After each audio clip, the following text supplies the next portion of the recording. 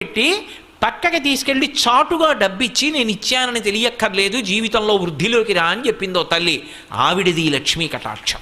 ఆ ఇల్లు ఆ స్థితికి వెళ్ళింది అంటే ఆమె ఆ ఇంటి లక్ష్మి. ఆవిడ వలన ఆ ఇల్లు అంత హిచ్చిల్లింది. అది లక్ష్మీ కటాక్షం. అందుకే ఇంటి ఇల్లాల్ని బట్టి ఐశ్వర్యం ఉంటుంది. కాబట్టి ఆపదలందు ధైర్యగుణ మంచిత సంపదలందు దాల్మీయున్.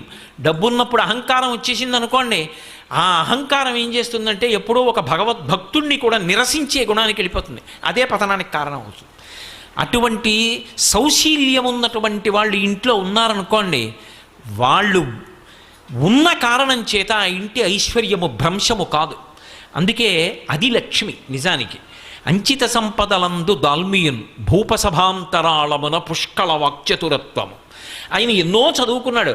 ఆయన ఏం చదువుకోనివాడు కాడు, ఎన్నో చదువుకున్నాడు, ఎన్నో తెలిసి ఆయనకి. కానీ